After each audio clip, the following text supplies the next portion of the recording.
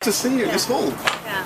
Now, so many titles. You have journalist, coach, fellow coach, and author of Mindful Coaching. That's Let's right. kick straight off and tell me about this exciting book, which you must be so proud of. No, I'm very proud about it. I mean, when I sort of set out to write it, the thing that struck me, there was absolutely nothing out there about, well, hardly anything about helping coaches with mindfulness. Yeah. And I feel so passionately that mindfulness helps in so many ways. Yes. And of course, the science is showing that now.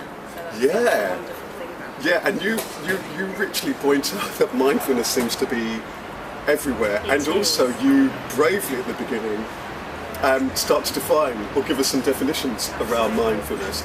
So for you, what's mindfulness? Because you tell a beautiful story at the beginning of how, I guess, mindfulness first arrived in your life as a mum and busy Yeah. journalist and doing all that. So what for you is mindfulness? I'm like, that's the bit I find very exciting, because I've done meditation before, but mindfulness, we can do it all the time in everyday life. It's a way of being, but it's also a way of doing. I think that's the beauty of it. So, because we're all rushing around stressed and trying to do lots of things. So trying to rush and take ourselves away for 3 years to a cave, it's just not going to happen. Yeah. So that's the beauty. So that, as you rightly said, I discovered it when I was struggling to kind of make sense of life, really, and cope with overwhelm and the rest of it. And how's it helped you? And yeah. how's it helped you? Because I guess one of the things that's beautiful about the book is that it comes through that mindfulness is a way of being. And so for you personally, on this journey, you know, it's not easy being a journalist, you know, full on mind, learning, doing, writing, and so on. For you personally, what's mindfulness? What's been the shift for you? Yeah. Well, personally, work-wise, it really helps in the present. So I've really noticed a difference in how I'm relating to people, what I'm noticing myself in other people in the world around me, and that's really sort of helping with coaching. But on a personal level, to be honest, the biggest shift is I feel much happier, and isn't that really what it's about? You know, I mean, yes, it helps with stress management, resilience. The data's all out there, but the biggest shift is I feel much happier. I really enjoy life. Wonderful. And tell me, the book Mindful Coaching, as it sounds, it's for coaches. Yes. Tell us a little bit about what your wish is for this book, or who within the coaching community you feel it's for, and how you feel that they might be able to use this to help them. Well, I think anyone who works one-to-one, to be honest, although it's called Mindful Coaching, I think a trainer, a facilitator, even a teacher, manager, anyone can get a lot out of this book. There are chapters that are dedicated sort of very much to how it can help in coaching. So anyone who coaches, I think, not just executive coaches, but anyone who's involved in one-to-one interactions. Well, I'm so glad that you've written this book, and even though I've just started to read it, what's beautiful about when anybody does anything around mindfulness is that you feel it. You feel the essence of it. You feel the contribution that this is, because it's quite interesting when we had this chat, because it's really the timing of this chat that I was just the other week, I had been asked by a client of mine to give a talk. He was giving a talk at a national autism show. He's labelled with autism, and when he had come to me, we worked with him on mindfulness. But mindfulness was the mindfulness as approach. I wouldn't necessarily have called it that, but that is exactly what it was. And it was interesting. So when you speak about mindfulness, and I suddenly, of course, realised that's what it, and the value to help anybody who has a busy mind, and most of us, once there's a lot of kind of content going on in life, will have a busy mind, to be stiller, to be more present. It is very potent, and therefore for anybody who's working with anybody, it's really powerful. And then this lovely bit, and I've just got to this bit in the book where I love the bit where you put the similarities with coaching, and then the differences, goal-oriented, non-goal-oriented.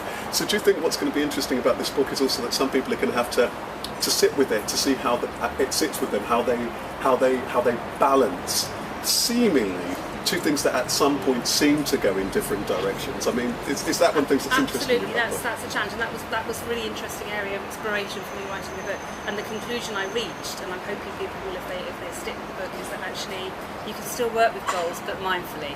So it's not about not doing. It's not about sort of, you know, not trying to get anything done. It's not about zoning out and just kind of, you know, I don't care about anything. It's so not about that.